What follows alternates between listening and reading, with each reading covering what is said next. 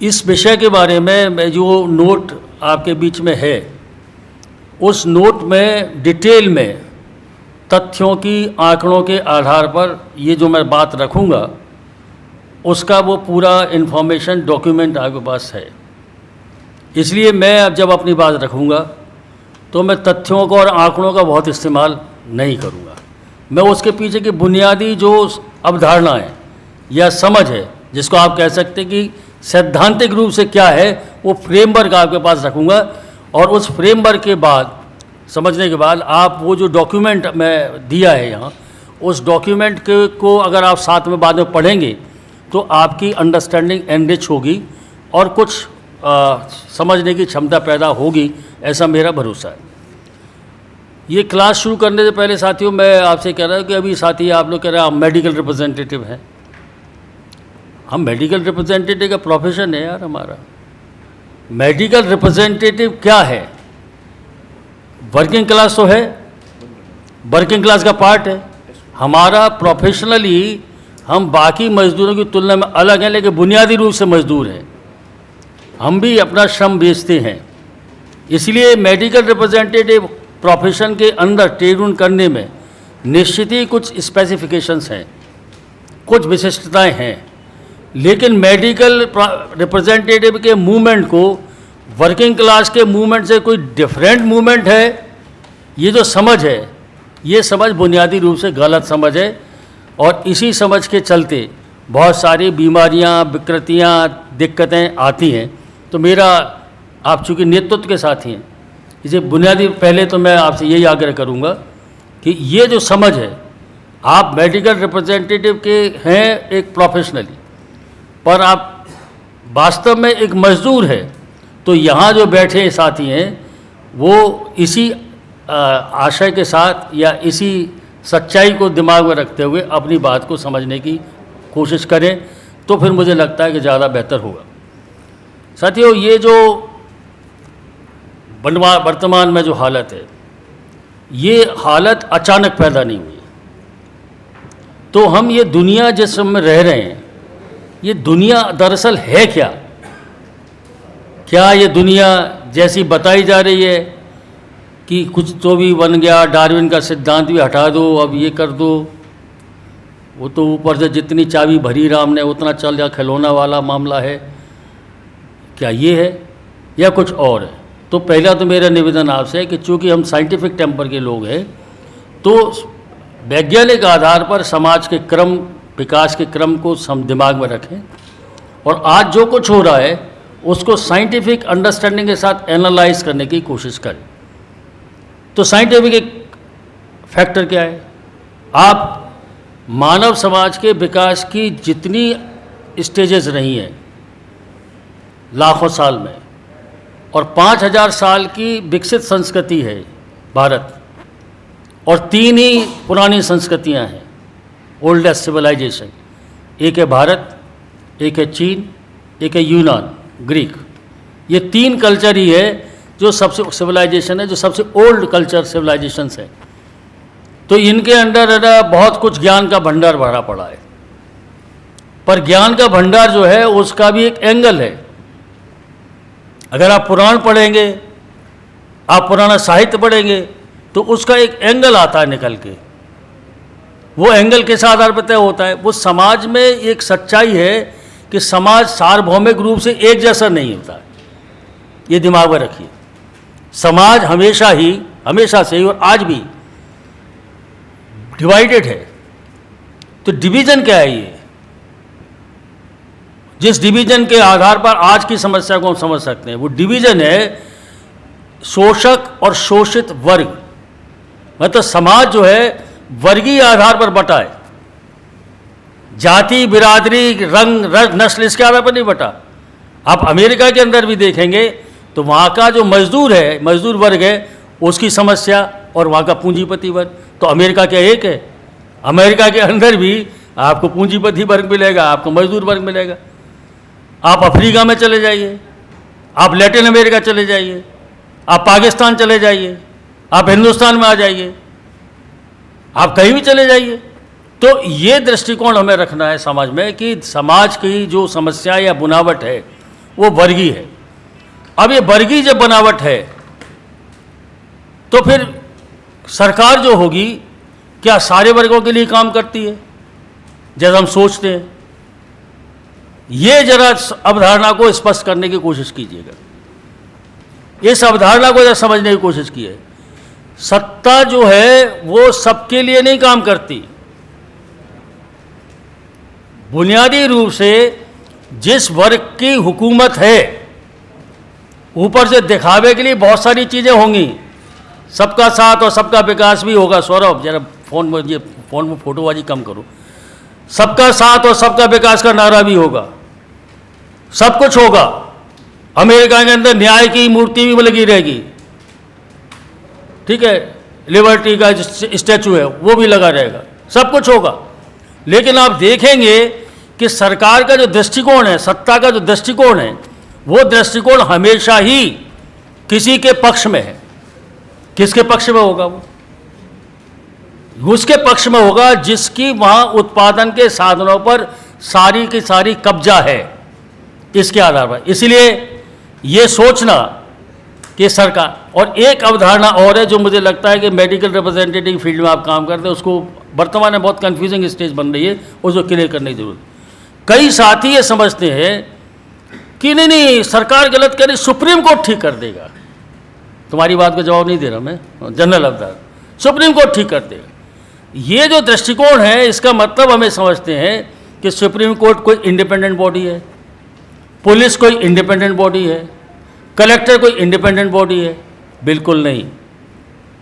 इसलिए यहाँ समझ लीजिए कि सरकार को आप मेडिकल रिप्रेजेंटेटिव के प्रोफेशन के हिसाब से आपको मैं समझाऊं कि आपके फार्मा सेक्टर में एक प्रोडक्शन मैनेजर है जो दवाई की बजा बनती है, एक IR का हेड है जो मजदूरों के बीच संबंधों को रेखांकित करता है, एक सेल्स का हेड है, एक प्रमोशन का हेड है जो विज्ञापन कराता है। पर है किस कौन ये? क्या इंडिपेंडेंट है ये जो कारखाने का जो मालिक है उसके डिपार्टमेंट से ये, मतलब अंत में जाके चाहे प्रोडक्शन का हो, चाहे सेल्स का हो, चाहे IR का हो, ये सारे लोग मिलके वो जो कारखाने का जो मालिक है उसकी जो काम है उस काम को ही पूरा करेंगे। ठीक इसी तरीके से जो राजसत्ता है और सरकार है, इसको जरा डिफरेंशिएट कर लीजिए वरना बहुत कन्फ्यूजन है। आज की तारीख में हिंदुस्तान के संविधान में संपत्ति का अधिकार मूल अधिकार है, लेकिन काम का अधिकार मूल अधिकार नहीं है। अभी संपत्ति का अधिकार मौलिक अधिकार है, तो संपत्ति पर अगर आप किसी, मेरी संपत्ति पे मैं देखा ही नहीं है मैंने, और वहाँ जाके आप कब्जा करने की कोशिश करें तो सिंपल एक SP कलेक्टर आ जाएगा, क्यों कब्जा कर रहे हैं आप, आपको क्या अधिकार है उनकी संपत्ति, मतलब संपत्ति की सुरक्षा। तो संवैधानिक व्यवस्था क्या है? अब ये संवैधानिक व्यवस्था सत्ताधारी वर्ग जो है, संपत्तिशाली वर्ग है, उनकी रक्षा के लिए कानून बन गया। अब इस कानून का जो पालन करेगा वो इस कानून का पालन करेगा, और इस कानून के पालन में अगर कोई उल्लंघन होगा तो सुप्रीम कोर्ट हस्तक्षेप कर देगा आके, कि नहीं नहीं ये कानून है। और कानून बनाने का अधिकार किसके पास है? सुप्रीम कोर्ट के पास नहीं है, विधान में लिख रखा है कि कानून का अधिकार किसको बनाने का अधिकार है? संसद को, विधानसभा को। और संसद और विधानसभा किस आधार पर काम करेगी? हिंदुस्तान के संविधान के आधार पर। और हिंदुस्तान के संविधान में मूल तो व्यवस्था क्या है? संपत्तिशाली वर्गों को पूरी तरीके से प्रोटेक्ट करने की बात है। इसलिए साथियों, आज की जो सच्चाई है वो सच्चाई क्या है, किस दुनिया में रह रहे हैं हम, इसको समझने की जरूरत है। ये बात है आज, इसको टर्मिनोलॉजी में पकड़ने में शायद आपको दिक्कत हो, तो मैं थोड़ा एक्सप्लेन कर देता हूँ। सामाजिक ढांचे में जो व्यवस्थाओं के नाम हैं, वो व्यवस्थाओं के नाम जो है, वो व्यवस्थाओं के नाम जैसे सामंतवादी व्यवस्था, गुलाम व्यवस्था, पूंजीवादी व्यवस्था, समाजवादी व्यवस्था। अब इन शब्दों को समझने में दिक्कत आती है, पर ये एक सिस्टम को रिप्रेजेंट करने के वर्ड्स हैं। तो हम जब कहते हैं पूंजीवादी व्यवस्था, तो पूंजीवादी व्यवस्था का मतलब क्या है? क्या हिंदुस्तान का प्रधानमंत्री और राष्ट्रपति पूंजीपति बनेगा? नहीं। पूंजीवादी व्यवस्था का मतलब है कि जिसके अंदर उत्पादन के जो साधन है, कारखाना है, जमीन है, ये किसी व्यक्ति के हाथ में होगा। कारखाना जो है या जमीन जो है किसी व्यक्ति के हाथ में होगी। तो पूंजीवादी जो व्यवस्था है आज पूरी दुनिया में, कुछ देशों को छोड़ के जहाँ समाजवाद आ गया उनको छोड़ के, तो ये पूंजीवादी जो व्यवस्था है इसका विकास होते होते एक ऐसी अवस्था आ जाती है कि जब है ना ये पूरा साम्राज्यवाद, मतलब पूंजीवाद का विकसित रूप, वो कब्जा कर लेता है। तो आज जो दौर चल रहा है वो दौर क्या है? वो दौर है साम्राज्यवादी दौर है। मतलब अमेरिका का वर्चस्व क्यों है? अमेरिका ही सारे कायदे कानून क्यों बनवाता है, क्यों बनवा सकता है? ऐसे कानून क्यों बनवाता है कि जो उसके हित में हों? ऐसे कानून अगर बन गए कि अमेरिका के हित के खिलाफ है तो बम क्यों डाल देता है वो? क्यों दुनिया उसके खिलाफ खड़ी नहीं होती? क्या है कारण? तो आज जो दुनिया है वो पूरी तरीके से जो पूंजीवाद है, हर देश का पूंजीवाद इंटीग्रेट कर गया है। और ख़ास तौर से पिछले दिनों जो विकास हुआ है वित्तीय पूंजी का, बहुराष्ट्रीय कंपनियों की उत्पादन पद्धति का, उसके वजह से तो पूरी इकोनॉमी जो है, global economy, capitalist economy integrate कर गई है। अब इंटीग्रेट कर गई तो इंटीग्रेट करने के बाद जो है आज की तारीख किसी देश के अंदर कोई परिवर्तन हो हमको प्रभावित करेगा। तो ये हमें समझना है, क्योंकि फार्मा सेक्टर में इस वाले कंसेप्ट को समझना बहुत ज़रूरी है। अब इस आधार पर साथियों, ये जो पूरा का पूरा परिस्थिति है, तो आज जो वैश्विक स्तर पर कोई राष्ट्र या राज्य की सीमा नहीं बची। वैश्विक स्तर पर कोई सीमा नहीं बची। आपकी अमेरिका में कंपनी का हेडक्वार्टर है कि इटली में, कि फ्रांस में, कि जर्मनी में आप ऑपरेट कर रहे हैं, वो ऑपरेट कर रहा है, यहाँ से मुनाफा कमा रहा है, और सरकारें जो है उसके अनुकूल कानून बनवा रही है। वो नहीं कह रही ये हमारा देश महान, अंधराष्ट्रवाद, ये नहीं आ रहा अंधराष्ट्रवाद। पकड़िए जरा भाजपा, कॉमरेड प्लीज, भारत के भाजपा का नारा अंधराष्ट्रवाद, हमारा देश, क्यों भैया, कहाँ है तुम्हारा देश? अमेरिका की कंपनी लूट के ले आ रही है, नहीं आ रहे तुम? इटली के लिए को लूट के, जर्मनी की लूट के लिए नहीं बोल रहे उसके बारे में? नहीं, वो विकास के लिए निवेश जरूरी है। अरे विकास के निवेश जरूरी है, निवेश के लिए कानून खत्म करना है, मजदूर को गुलाम बनाना है, ये सब जरूरी है जो आपके देश के नागरिक हैं। और मुनाफे को लूट के ले जाएं, उसके पक्ष में कानून बनेगा। तो ये हमें समझना है कि आज जिस दुनिया में हम रह रहे हैं वो 1945 से के बाद जो दुनिया बनी थी उससे भी अलग हो गई थी। 1945 से पहले की दुनिया थी वो तो अलग थी। वहाँ तो राष्ट्रीय जो अवधारणा थी, राष्ट्र जो का कंसेप्ट था वो प्रमुख बना।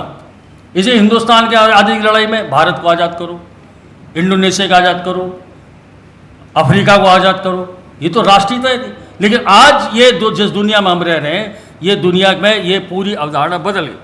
अब ऐसी परिस्थिति में अगर हम मजदूर वर्ग के रूप में देखते तो इसका मतलब है कि लूट का जो दायरा है और तरीका है वो सारी सीमाएं लांघ गया है। अब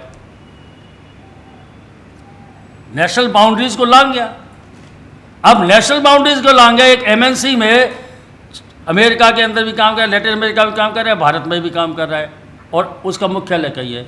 और वो पूरे दुनिया के अंदर, हर देश के अंदर मेडिकल रिप्रेजेंटेटिव्स को, मजदूरों को लूट रहा है, मुनाफा कमा रहा है। तो लड़ाई कैसे होगी उसकी? एक देश में लड़ते रहे हो आप। तो इसका मतलब क्या है? वैश्विक स्तर पर ये जो व्यवस्था जो हमारे जीवन को तबाह कर रही है, अगर उसका ढांचा वैश्विक है तो मुकाबला भी वैश्विक होगा अंत में जाके। तभी वैश्विक होगा। तो क्या ऐसा हो सकता है कि अगर हम हड़ताल का नारा दें और उस कंपनी के सारे दुनिया के मजदूर हड़ताल पर चले जाएं? अगर ऐसा हो जाएगा तो मैनेजमेंट को घुटने टेक देगा, और जब तक ऐसा नहीं होगा तब तक कुछ ना कुछ रास्ता निकालता रहेगा। तो हमारा डायरेक्शन क्या होगा कि हम अपने इंडस्ट्री में, अपने स्टेट में, अपने राष्ट्र के अंदर रहते हुए दुनिया का जो मजदूर है उसके साथ इंटीग्रेट करें अपने आप को। इसी कंसेप्चुअली जब हम ये कहते हैं कि दुनिया के मजदूर एक हो, तो बहुत से मेडिकल रिप्रेजेंटेटिव सोचते हैं यार ये क्या नारा है कि दुनिया के मजदूर एक हो, ये कहाँ से कूद पड़ा नारा। ये इसका रीज़न ये है, थ्योरेटिकल रीज़न ये है कि दुनिया भर का जब लूट का तंत्र एक हो गया, जिससे हम भी लुट रहे हैं, तो उसके खिलाफ, लूट के खिलाफ लड़ाई भी उसी रूप में जाएगी। वो आज आएगी कि नहीं आएगी, कल आएगी, परसों आएगी, but direction will be the same. इसी साथियों, ये जो आज की परिस्थिति दुनिया है, उस दुनिया के अंदर हम लोग जो देखते हैं साथियों, ये जो पूरा का पूरा मसला है, जैसे आज अगर हम देखते हैं, हम जिस समय को फेस कर रहे हैं, उसमें अभी हमने मई दिवस मनाया। 1886 में अमेरिका के शिकागो में वो हुआ प्रदर्शन, और उसके अंदर जो है वो नारा आया कि 8 घंटे काम, 8 घंटे आराम, 8 घंटे मनोरंजन। अब उसके बाद दुनिया के अंदर उसका एक परिवर्तन हुआ। लगातार आपके जो वर्किंग आवर का जो कानूनी जामा है, फ्रेमवर्क है, वो भी है, पर वो लड़ाई तो वहाँ से शुरू हुई। सवाल ये है कि आज अगर डाइल्यूशन हो रहा है उसका, तो क्यों हो रहा है? मार्क्स ने पूंजी के एक पहले खंड में ये लिखा कि कार्य दिवस को परिभाषित करने का संघर्ष पूंजीपतियों और मजदूर वर्ग के बीच 1.5 सदी से अधिक समय तक चलने वाला एक लंबा और छुपा हुआ गृह युद्ध है।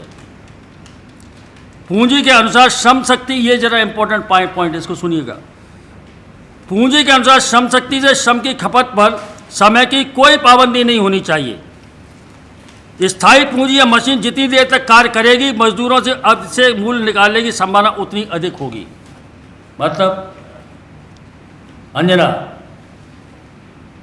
मतलब ये जो पूंजी है, ये समय सीमा में मजदूर को नहीं बांधना चाहती। समय सीमा में मजदूर को नहीं बांधना चाहती। 8 घंटे की लड़ाई को कैसे जीते वो तो नहीं चाहती समय सीमा। इसलिए पहले 22 घंटे, 18, 24 घंटे में से 19 घंटे, 20 घंटे जितना करा सकते थे कराते थे काम। उसके खिलाफ विद्रोह हुआ, और ये जो विद्रोह हुआ, इस विद्रोह के बाद ये परिस्थिति बनी। पर ये पूंजी के बुनियादी चरित्र के विपरीत है। वो क्या चाहते हैं? मैंने पूंजी लगाई, जितनी देर तक मेरी मशीन चले, जितना काम चले, उतनी देर तक मजदूर का से अतिरिक्त श्रम वसूलूं मैं। इसे आज क्या हो रहा है, ये जो आज हो रहा है, उसको समझने के लिए मैं जो आगे आने वाले समय में जो तथ्य दूंगा, उससे आपको पकड़ में आ जाएगा क्यों वर्किंग आवर खत्म हो रहे हैं, आपके मेडिकल रिप्रेजेंटेटिव वर्कमैन ही नहीं मान रहे। ये सब जो चल रहा है, उसका रीज़न क्या है? उसका रीज़न है कि पूंजी का जो संकट है, उसको पूरा हल करने के लिए मजदूरों के से ज़्यादा काम कराना और ज़्यादा कम से कम मुनाफा देना, ये उसकी बुनियादी अवधारणा है। तो ये पूरी दुनिया में हो रहा है एक साथ। ये जो हमारे देश में हमला हो रहा है, हमारे देश में अकेले में नहीं हो रहा है हमला, पूरी दुनिया में हो रहा है। अब पूरी दुनिया में हमला हो रहा है, तो फिर इसका मतलब क्या? पूरी दुनिया कोई ना कोई ऐसा कारण है। तो वो कारण क्या है, वो आगे आने वाले समय में मैं आपको व्याख्या करूँ। ये पूरा व्यवस्था संकट में फंस गई। तो साथियों, ये जो स्थिति है, अब बीच का जो दौर है हमारा, जिसमें ट्रेड यूनियंस के मूवमेंट को हम लोग आइडेंटिफाई करते हैं, डिफाइन करते हैं, और जो राइट्स हमको मिले हैं, उसको जैसे मैंने कहा कि दुनिया के अंदर समाज वर्गीय आधार पर बटा है, तो व्यवस्थाएं भी वर्गीय आधार पर टकराव हो रहा है या बदल रही है। 1917 में ये जो गृह युद्ध चल रहा था पूंजी और श्रम के बीच का, जिसके मई दिवस की परंपरा के रूप में एक रिफ्लेक्शन हुआ उसका, लेकिन उसने बहुत बड़ा परिवर्तन किया। असली परिवर्तन हुआ 1917 में दुनिया में। 1917 में क्या हुआ? रूस के मजदूर वर्ग ने, अब आप समझिएगा अंतर्राष्ट्रीयता बात जो कैसे काम करता है, आप पकड़िएगा इसको, और मेरा विनम्रता से निवेदन है कि इसको जरूर गहरे से सुनिएगा इसको।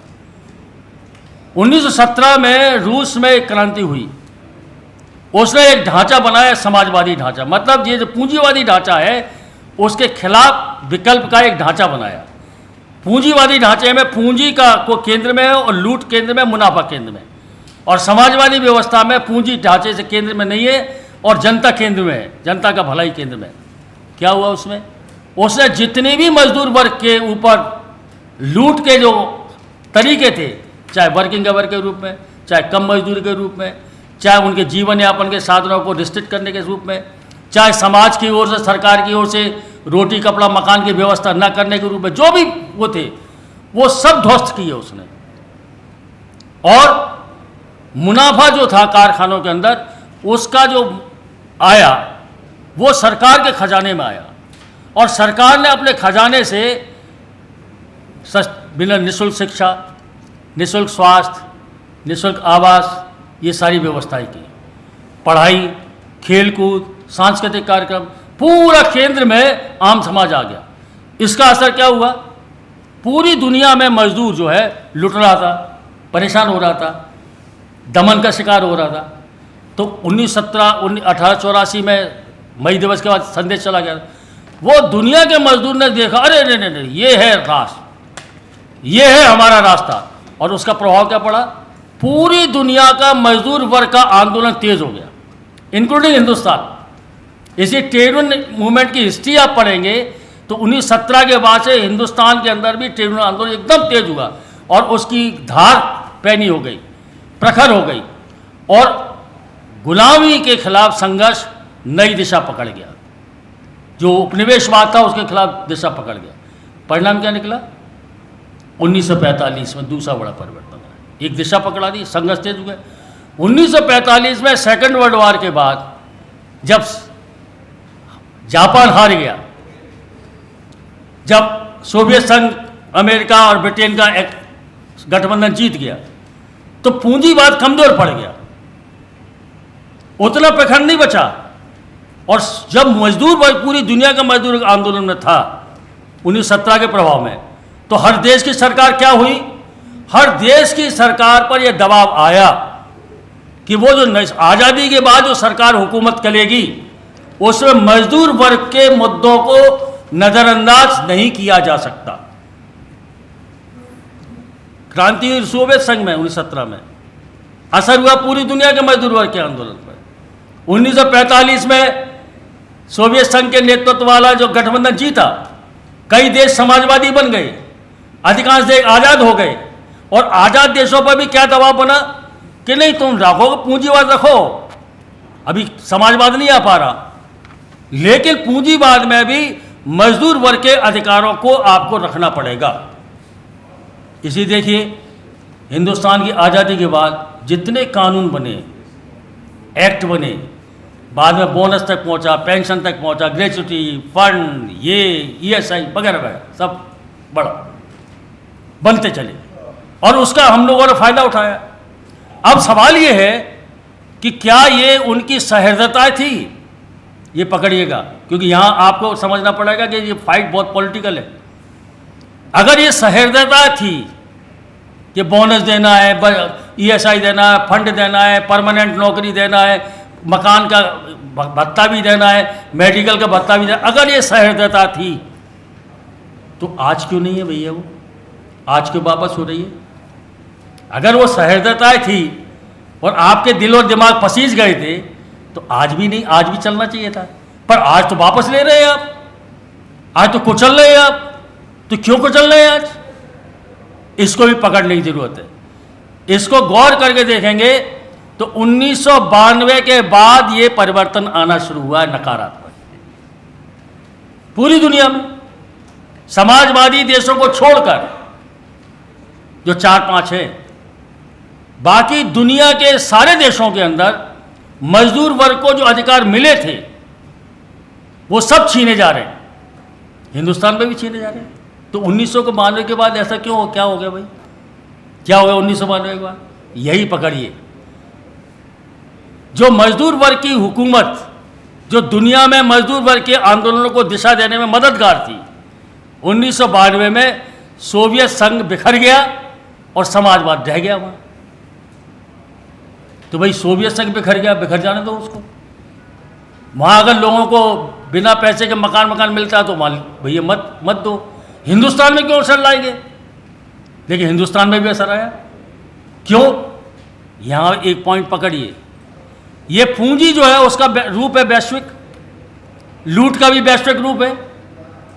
और साथ साथ में ये जो पूरी परिस्थिति है, जब पूरी दुनिया के अंदर ये जब मजदूर वर्ग की ताकत कमजोर पड़ी तो पूंजीपति वर्ग ने क्या किया, उसे तुरंत मजबूरी में जो उनको अधिकार देने पड़े थे वो सारे अधिकार वापस लेना शुरू कर दिए, चाहे वो परमानेंसी ऑफ जॉब हो, चाहे वो ESI हो, चाहे वो PF हो, चाहे वो बोनस हो, चाहे 8 आवर्स का वर्किंग डे हो।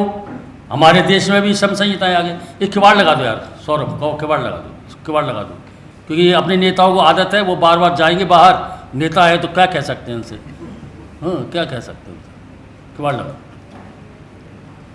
तो ये जो परिस्थिति साथियों, अब इस परिस्थिति के अंदर आज की तारीख में जो हालत है दुनिया के अंदर उसको पकड़िए, क्योंकि अगर इसको नहीं पकड़ेंगे तो आप अपने देश के अंदर होने वाले परिवर्तनों को नहीं पकड़ पाएंगे। ये जो वैश्विक पूंजी का जो तंत्र बना है और साम्राज्यवादी जो रूप पकड़ गया है और दुनिया के हर कोने में वो पूंजी जाके लूट रही है, तो उसका तंत्र जो है, अगर ये दिमाग में नहीं रखेंगे अपन, तो हिंदुस्तान में ट्रेड अधिकारों पर होने वाले हमला या मजदूरी की बुरी हालत आपको पकड़ में नहीं आएगी और फिर फ्रस्ट्रेशन होगा, हताशा आएगी, निराशा आएगी। तो इसी साथियों, अब ये जो मामला है, मतलब आप इससे अंदाजा लगाइए, आप लोगों में कोई पुराने, हम लोगों की उम्र में, मतलब हमारी भी, अब तो बूढ़े हो ही चले, हो ही है, क्या है, हम लोगों से, हमसे तो 15-20 साल छोटे हो आप। लेकिन उस समय जो आंदोलनों में रहे होंगे उनसे अगर आप पूछेंगे, वियतनाम पर हमला हुआ और पूरी दुनिया में वियतनाम के हमले के खिलाफ, अमेरिका के खिलाफ प्रदर्शन हुए, जबरदस्त प्रदर्शन हुए। अमेरिका को पूरी दुनिया के अंदर जो वियतनाम के युद्ध के खिलाफ प्रदर्शन हुए उसके कारण अमेरिका को पीछे हटना पड़ा। समझिएगा बात को। हिंदुस्तान में भी, इंदौर में, जबलपुर में, भोपाल में, ग्वालियर के बड़े बड़े प्रदर्शन होते थे। क्या नाम